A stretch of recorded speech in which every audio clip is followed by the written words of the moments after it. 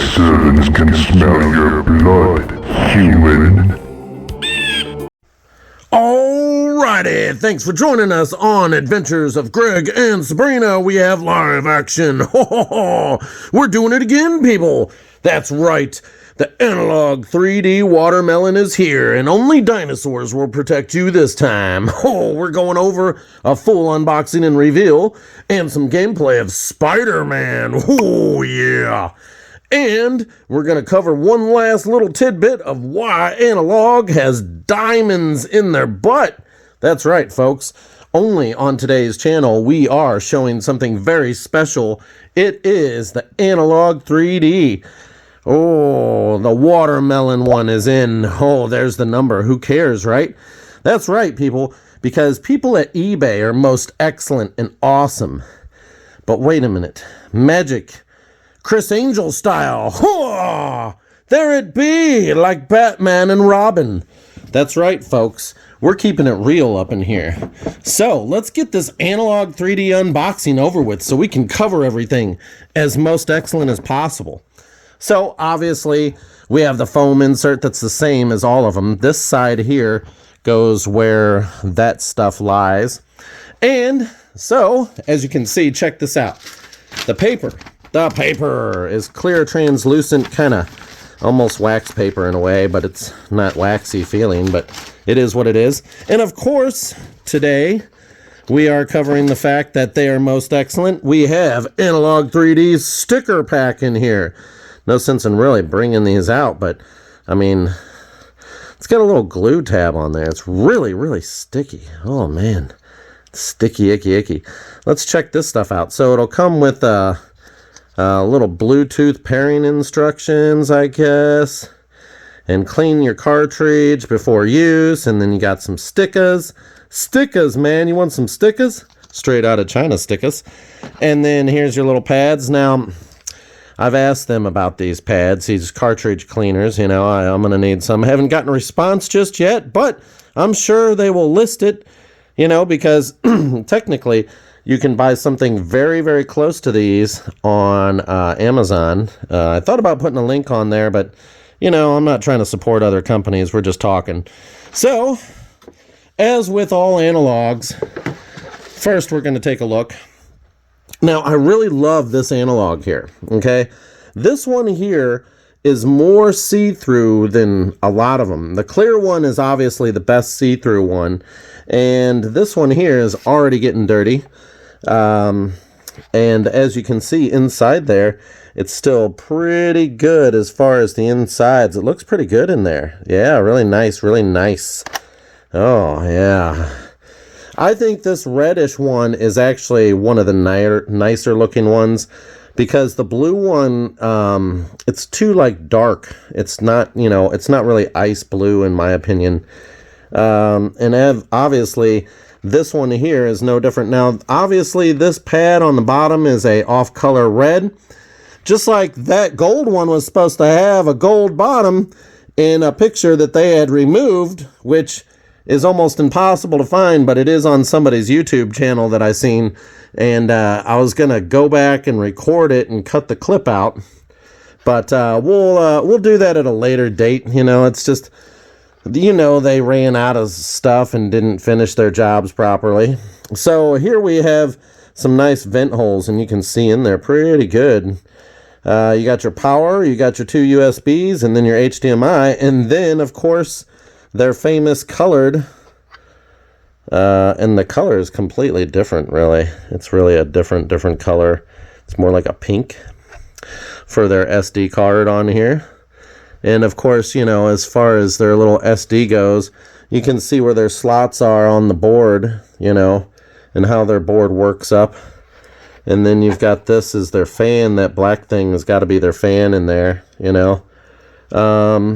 This one here, you can actually see through a lot better than the grape. These holes right here, this slot is actually the vent. You know, that's where the vent is for it. And the vent here, it either sucks in or blows out or whatever it does. So this one here really looks really cool. I really like the way this one looks. I mean, if you think about it, it really looks really good. I mean, it just kind of looks good sitting there. It really does. You'd think that a red one wouldn't be so fantastic, but it's funtastic. So keep that in mind. Now, of course, they gave us kind of off color, as you can see. It's kind of reddish pink in a way, and their little power supply is colored, which technically you can buy colored power supply little blocks like this on Amazon.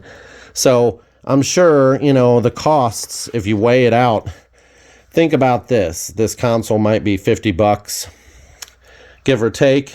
Could be 60 or so.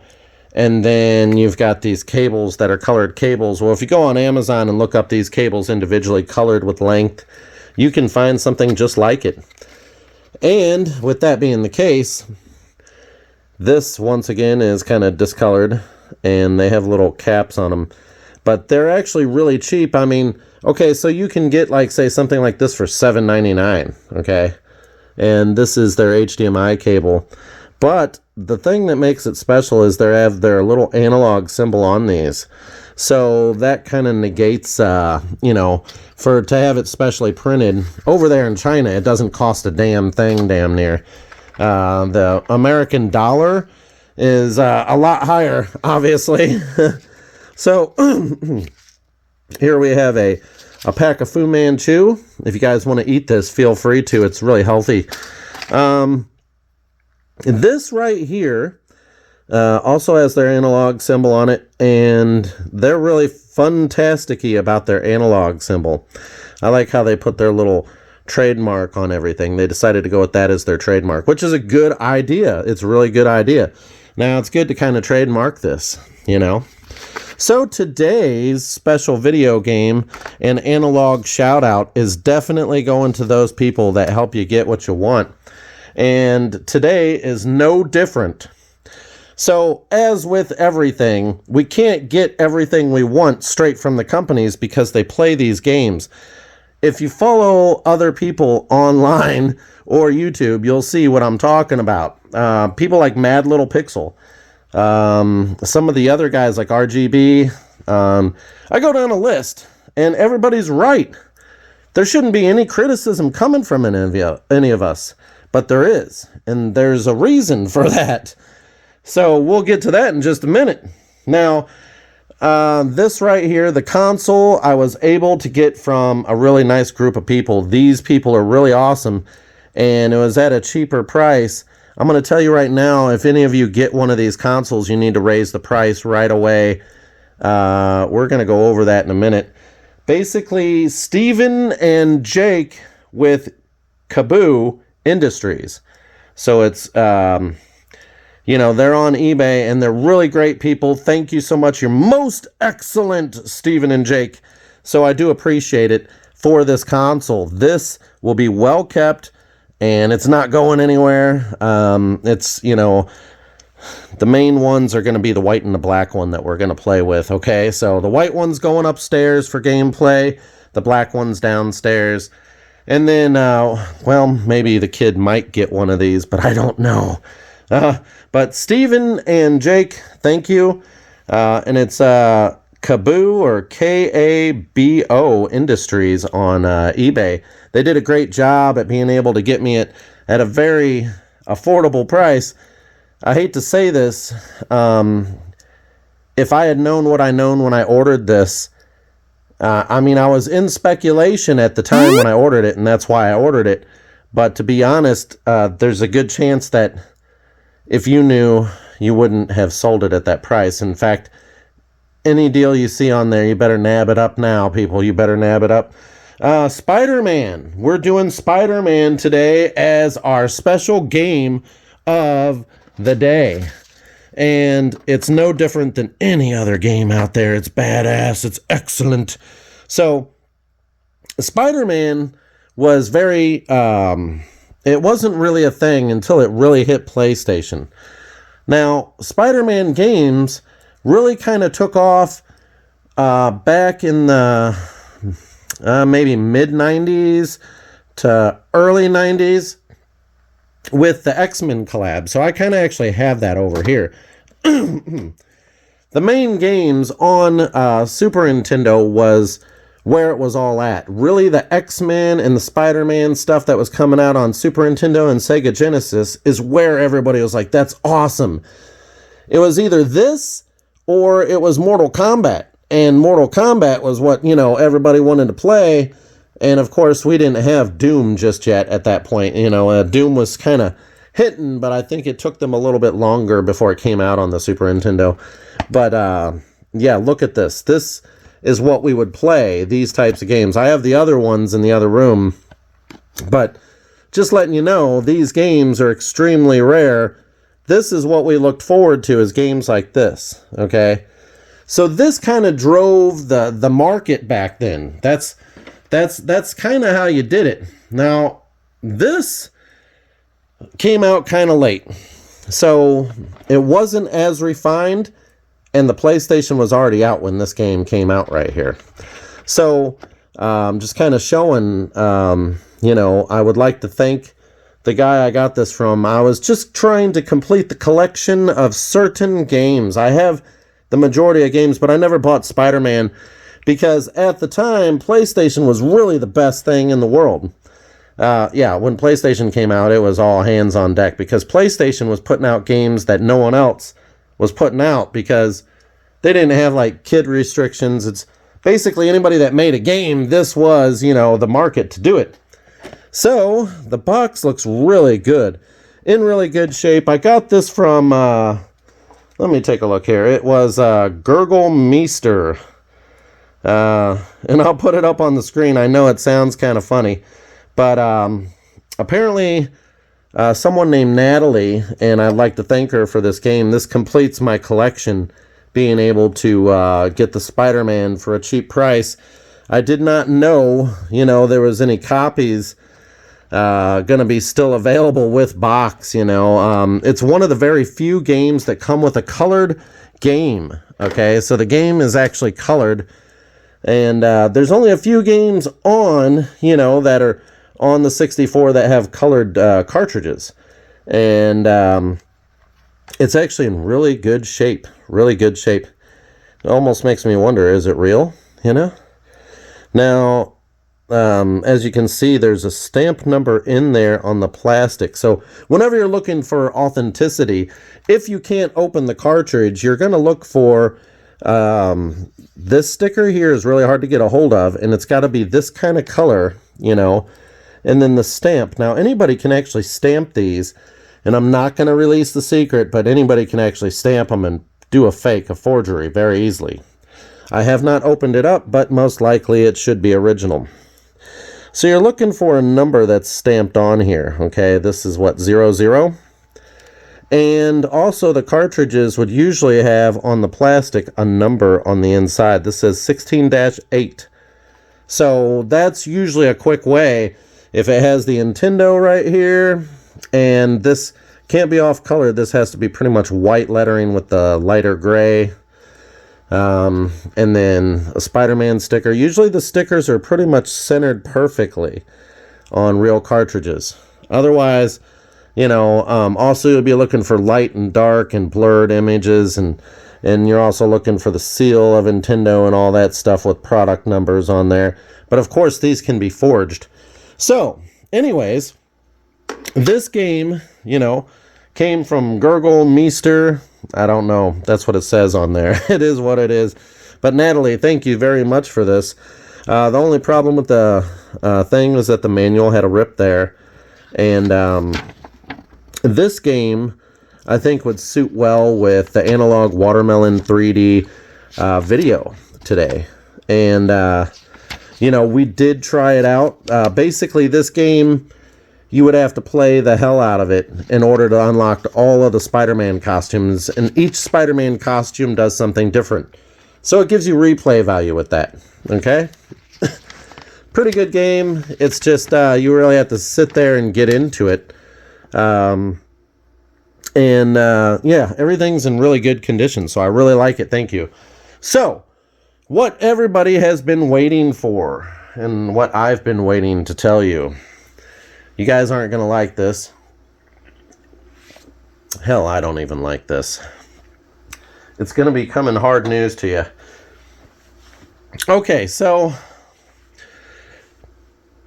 I was under the impression that those Funtastic consoles that you see right here today, that they are going to be reproduced by the end of the year.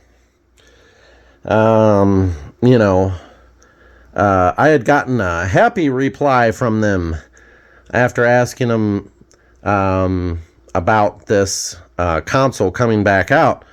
And they said, we look forward to serving you for future console services or needs or something stupid like that. And that was right after the sellout. Now, they said they looked forward to, you know, and I always thought, you know, that's good. You know, that could be a good sign. So, anyways, without further ado, everybody, the bad news is in. So, of course, I have tried messaging Chris. He does have emails. They're basically his name with Analogue on there at the same time. And basically what you're about to see here, we're going to take a look and go over everything in just 1 second. Okay, so what we're talking about today is the fact that Analogue once again is ceasing operations with stuff that makes their product sell. If you were buying an Analogue 3D and you see the colored ones, you're going to shit your pants that you really want the colored one versus a basic one. The black and the white ones are still available, but up on the screen right now, we're going to go ahead and show you. So, from left to right, the two on the left coming in are showing my replies from them, or their answers from them to me. And then the very far right one is the one to my wife. Now, as you can see, this must be some sort of copy and pasted idea. And they're already, you know, they pretty much don't think about it. You know, it's not, you know, it's just like same response to everybody. How do I know this? Well, we play some video games with some people online, and we asked them to send it in and to tell us exactly or show us exactly what their response is. It is exactly the same. Thank you very much. So for the past 2 weeks, the response has been the same. We are not making these anymore. You know, that there was a limited edition. Now, everybody thought, and you would think that because they came out with this console, that they would do one more run before December of this year, or they would do it sometime within the next year or so, you know, that they would come back out with these as a special limited time release to generate sales and whatnot. Unfortunately, they're a small-time company. And how do you know this? Well, first off, you know you're big time if you're selling at Walmart. You know you're big time if you're selling on Amazon and other sources. So 8-Bit Duo, or whatever in the hell they are, they do sell at Best Buy. They do sell at Walmart. They do sell on Amazon. Yes, I was in Best Buy about a month ago, and there are 2 controllers from 8-Bit for your Xbox and for stuff like that, for your Switch. And so Best Buy carries 8-Bit, which shown here, you know, their boxes are the same size, you know. So these guys are selling at the stores, at Walmart, and on Amazon. Now that company has successfully survived. However, why Analogue is in trouble? Well, if you're not going to make these again, then you're just a dumbass. Because you could make about 1 million of these and they will sell. I guarantee 100% they're going to sell. This tells you how dumb they really are. Because if they were going big stream, they would go ahead and put their products at Walmart. They'd go ahead and put their products on Amazon at least, and they're not. So this is where the bad part is. So I sent a message to Palmer Luckey on Twitter, which is X, and he does end up responding, and here's what he had to say. He said, I asked him about the Analogue and his system, and he said that Analogue is not competition. They're bait. Boy, I love that guy. And then he replied also just saying, check out my n64, he didn't say a whole lot, but that was more than enough to let me know where his stance is. Him saying that they're bait. So this day and age is a revolution in gaming world. Basically, the golden age of gaming is gone. Okay, so those days are pretty much gone. But if you were smart and I was running the planet, you would have a totally different scenario. You really would. That's right. Because I would make sure that remakes of stuff and people were able to get a hold of their games. First off, this is all Nintendo's fault. Let's not even go there, people. First off, we want to be able to play all these old school games. We have these games. They're in our collection. How in the hell are you going to play them? These new TVs, you have to have 4K, pretty much. You can't just play Okay, so here's the other thing. I've tried messaging Chris. Chris is basically his name with Analogue attached at the end, the same kind of analogue.co, that's, I haven't gotten, if I get a response from him, then, we'll talk. But I have bugged them and told them that their decisions are wrong and they're making bad business choices. Maybe that will help fall on it. And here is a little bit something else. Okay, so I've showed you that the timestamps were like 2:30, 12 o'clock, 4:22. If you look at the times, you look at the dates, you'll see that those are all viable replies. I also had someone at work message Analogue, and the response was the same copy and pasted response. However, just the other day, that's right, just the other day, I think it was on the 7th or 8th, that I got a reply from another message I sent them about the Funtastics and how it's a bad business deal. And here is their response from what I sent them. Notice how it didn't say anything about anything saying that, they're not going to be making it again. It just says that they're sold out, or now out of stock or something. So they might be getting the hint. If they get enough people to bug them about Funtastics, we might be able to bring this product back. If they were going to really make this for the people, then we could actually, you could easily produce 1 million of these and make big money, okay? Easily.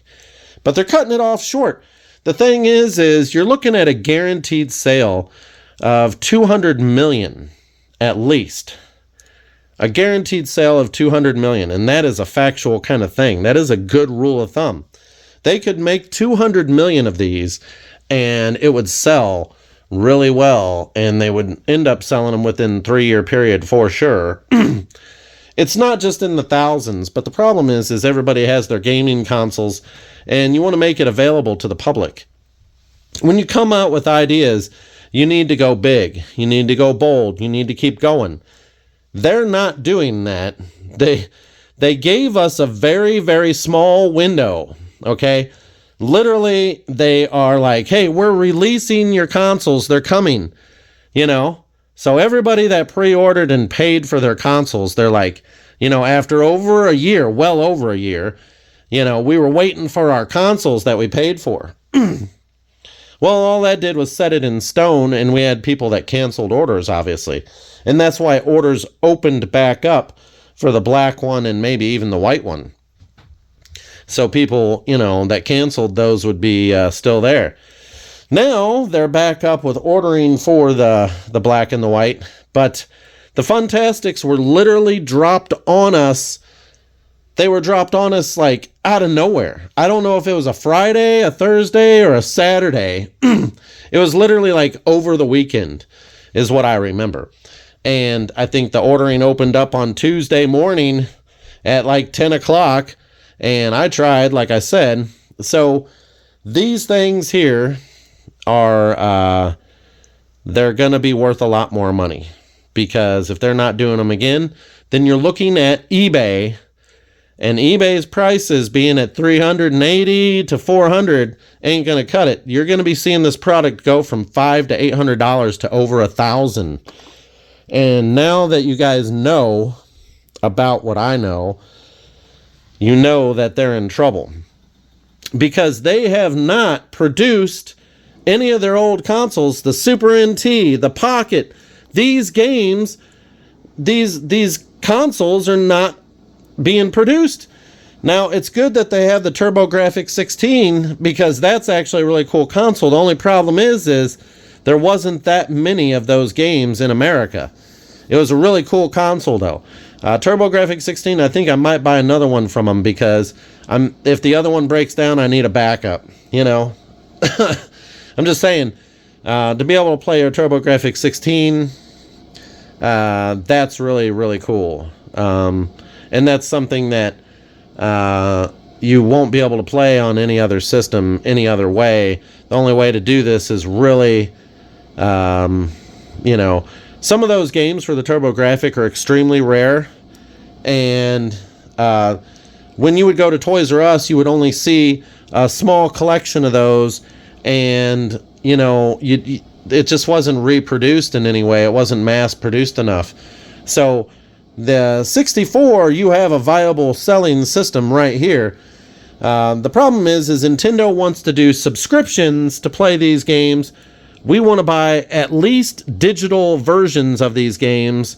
At least digital versions. If you can't make reproduction physical copies. Okay? Yeah, old games are still good games.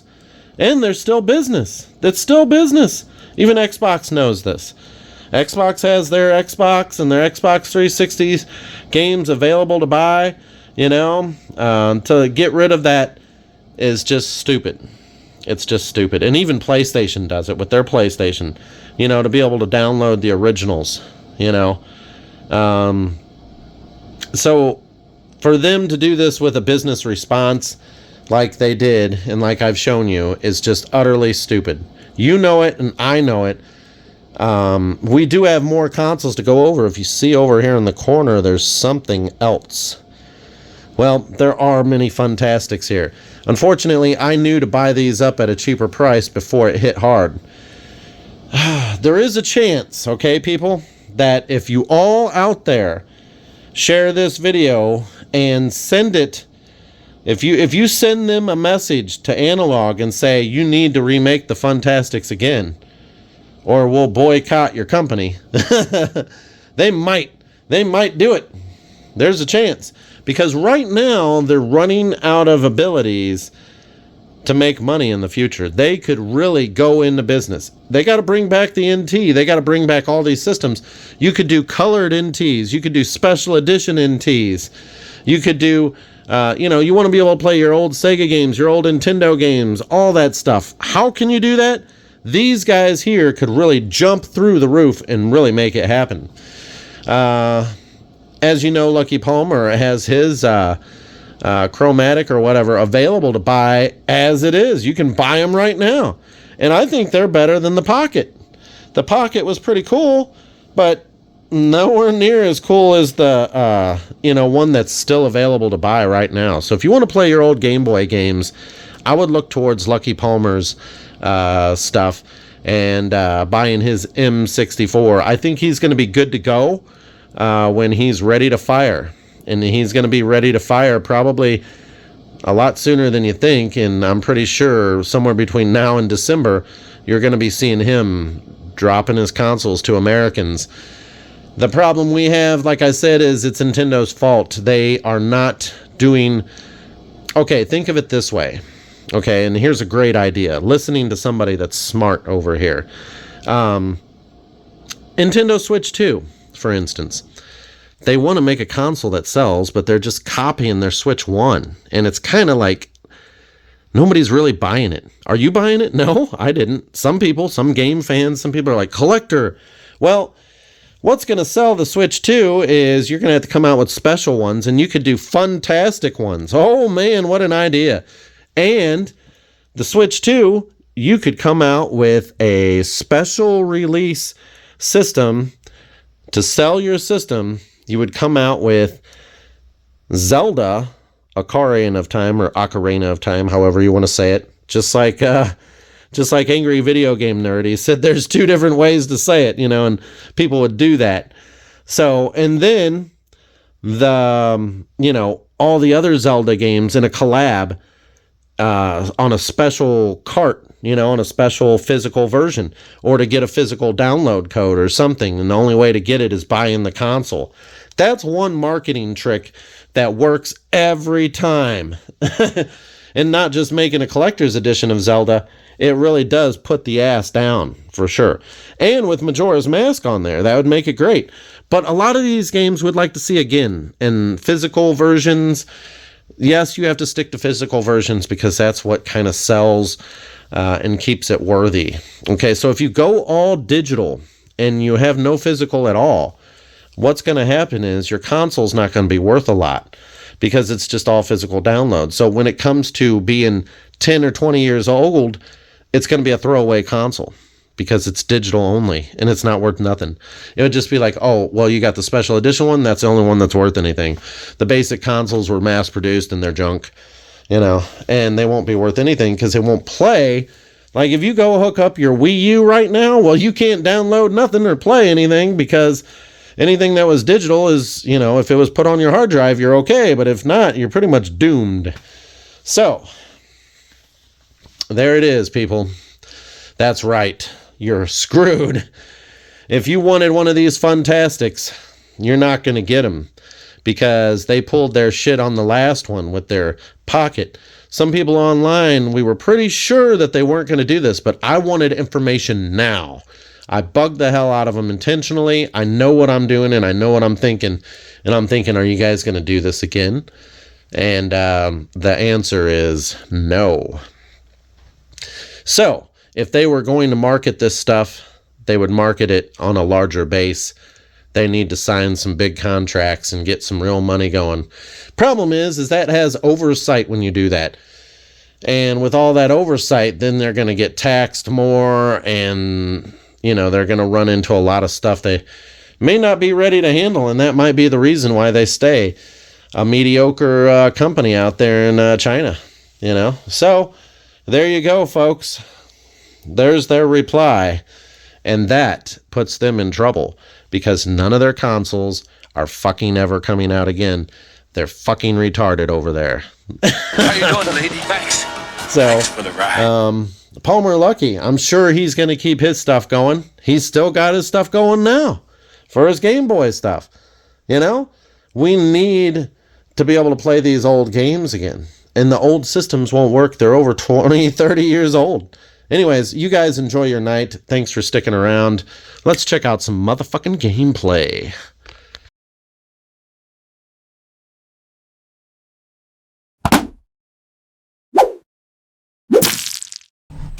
Let's get started on some most excellent Spider-Man action gameplay for the N64. Well, let's see what we've got here. First thing you want to do is go to configure. You want to go straight to display. You don't want no BVM. Oh, no, you don't. We're going to put it on clean because my butt's got to be clean. I'm going to go with Land Kazuma Zaduma, whatever in the hell that is. And then we're going to gamma transfer. I'm going with modern, man. Then we're going to do sharpness very soft because I learned my lesson. Ultra soft is just way not soft. Then we're going to something even cooler. We're going to use fill instead of integra. I found that it was sometimes when it fills all of the pixels all the way around, it looks pretty decent. And then stretch because we're not playing on 1920s TVs. Thank you very much for joining us today. Let's get into the gameplay.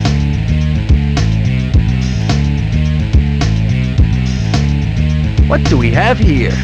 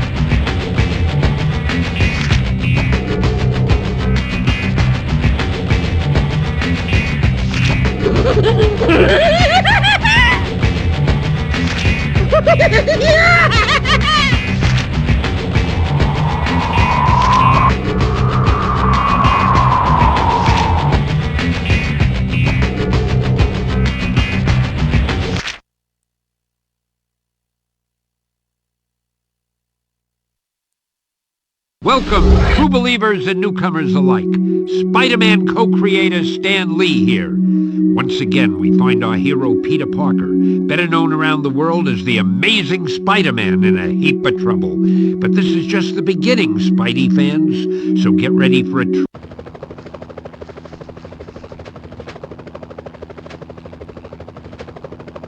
Hey, Spider! Hey, Black Cat, what's going on? I know there's been some trouble, but the bank's being robbed, and they've got hostages. Use your Spidey compass to get to the bank quickly. Thanks, Cat.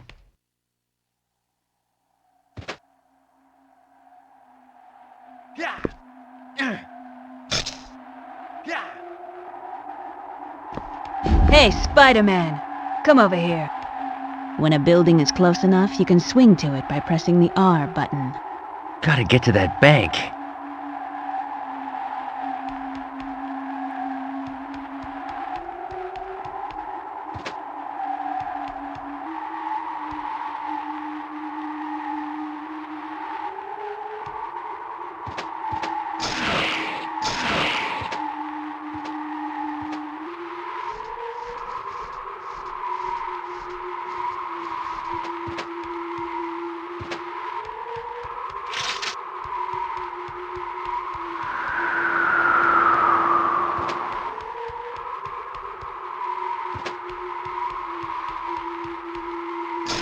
Spider sense tingling. Something's going on here.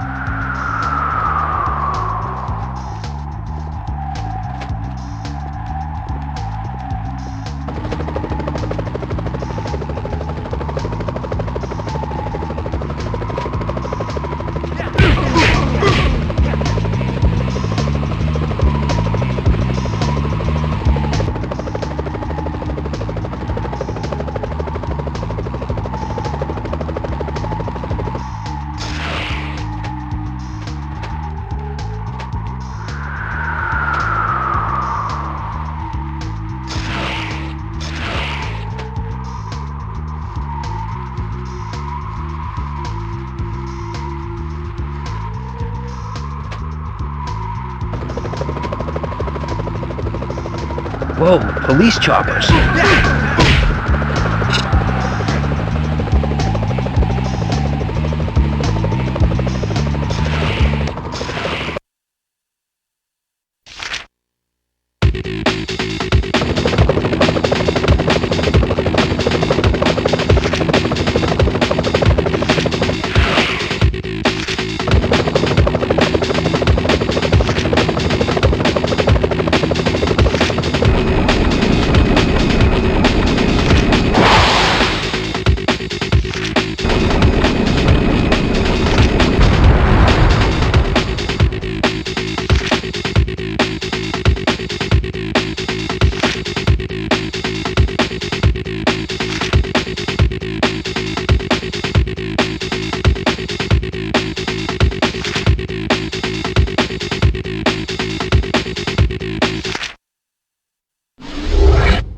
can't believe they shot down those police choppers. Yeah, just my luck.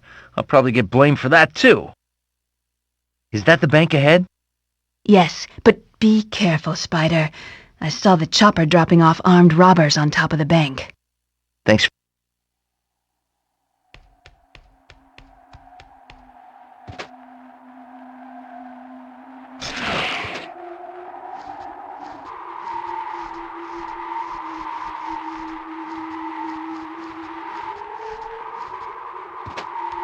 When I'm hurt, these will help restore my health.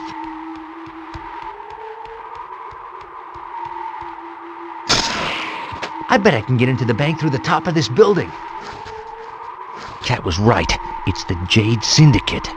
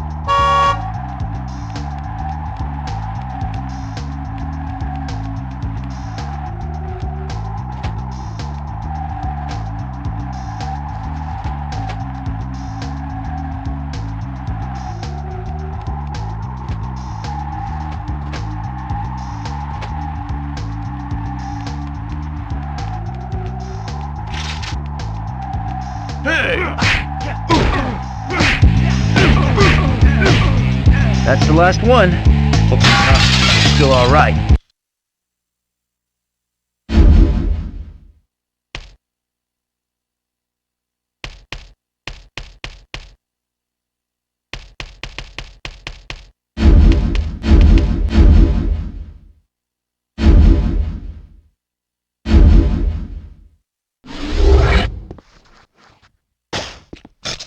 Well, I hope they don't mind if I make a quick deposit. Hey. Oh boy.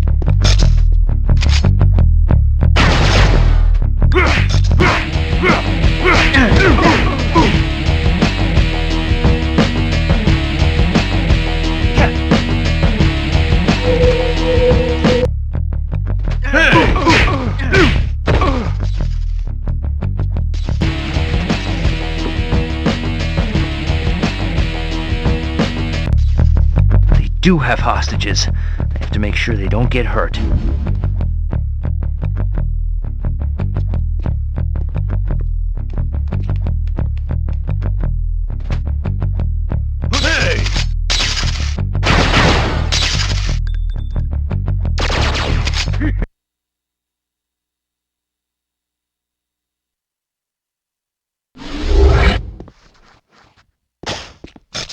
Well, I hope they don't mind if I make a quick deposit. Okay, so as we can see, the game doesn't look too bad. It's not really like the best of the Spider-Man games in the world, but that's because I'm used to the newer stuff. And so playing this old school version here, this is how it was when they first started 3D types of video game picture, you know, and how the graphics were with 3D stuff. And, you know, it's really strange, you know, you see the pixelization, you see how the people are designed and, Looks like that stuff. There controls the security doors. Find a way into the room, huh? Inside, there's gotta be another way in. So, yeah, it's called Bust the Glass and Go In.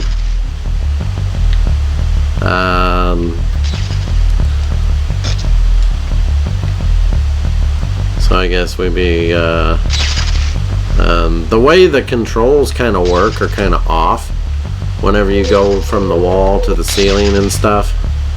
You know, whenever you look at this game, it's actually, you know, so pixelated, you know, it's like so strange to see this. But then again, this is how it was back then, you know.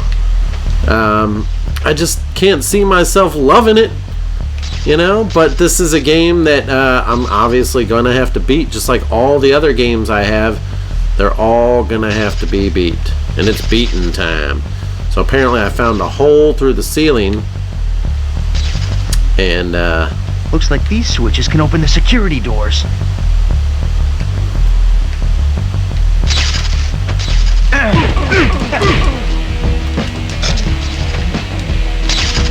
so I'm not too sure exactly what you do. Whoa, you're gonna fight some dudes by pushing buttons. Open security doors, huh? I'm gonna open all the doors. So you kind of would think this game would be a little more simpler, you know, as far as simple goes. Back in these days, PlayStation was kind of kicking off, you know. So PlayStation really stole everybody's thunder. That's where all the gaming was PlayStation. You know, and everybody wanted a PlayStation because it was just so badass. You know, PlayStation 1 really had so many games that were so cool. I mean, totally different mindsets of games that Nintendo wasn't even having. So apparently this is how it ends. Obviously with this game here, you can train, there's your records. The special part is like very important because what you want to do is unlock all the different Spider-Man costumes, and I'm sure there's a Venom one. There might even be codes for this game. But yeah, the PlayStation 1 just kind of took over. You know, they came out with these Resident Evil games that, you know, really everybody was like, Resident Evil, what is that? And so that was a big change to how games were made, because they were coming out with these horror games and scary games. Now, of course, back then, all Nintendo really had on its 64 that was kind of like scary was more like Hexen or Duke Nukem or Doom 64. Those were games that were already produced before, but remade. And then Majora's Mask was kind of creepy, you know? It wasn't your normal. Now, as far as, you know, games, they would make games off of movies, you know, like Dracula and all that stuff back in the day. You know, Nintendo and Super Nintendo. But the 64, it had some games that were not as many movie games as you would expect. They did have Xena and Hercules on there, which we'll be covering. There just wasn't a whole lot of movies. And back then, there was a lot of movies, so I'm just surprised, you know. They did have South Park, which was a TV show. They had a few other games out there, but 64 was a class of its own. It was like a 3D realm kind of game player kind of setup. But really, they had the ability to bring everything to it. So, when Resident Evil 2 came out, it was so badass that, you know, they're like, we got to put this on everything. And they did. So, Resident Evil 2 was made for the 64. And because PlayStation had Nightmare Creatures first, it was a little bit of time before Nintendo got a hold of Nightmare Creatures for the N64. So, a lot of games were really... you know, that's how you know when you're getting beat by somebody, when you have to get their games to get players on it, right? And to sell units. So, right now, the gaming world is nowhere near where it could be. I hope for the best, but it seems like they've ran out of ideas or just not sticking to what sticks and what works. We don't have no Gears of War. Forza is still making stuff, but, you know, Gran Turismo, it's like, well, Gran Turismo usually takes like 5 years before they come out with a game. I mean, we need Resident Evil games every year, basically, you know, because Resident Evil is just badass. And you got to do it right, too. The online ones were kind of alright, but they were kind of clanky with some of the gameplay, making it not so fun, you know. That one where you got to go search all the rooms and all that, that was cool, but they shut down the servers to it.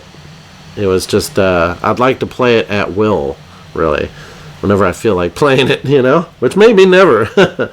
So, hopefully the Funtastic editions keep everybody happy, and the Analog 3Ds keep everybody happy for now. The black and the white Analog 3Ds will be available, but the Funtastics are gone, people. Gone. So, I don't think they know what they're doing there, but that's fine. That's absolutely fine. You know, if they went mainstream, like we all said, if you were going mainstream, you'd be selling at Walmarts. And obviously, you're just not big enough to do that or understand how to do that. What you need is a real CEO. You need my ass up in there. You'll be put to work, all right. It'll be the biggest skyscraper in Hong Kong, Texas. Anyways, till next time, people, enjoy. Spider-Man's kind of like it's a long game. Till next time, subscribe, talk to you on the next one. My servants can smell your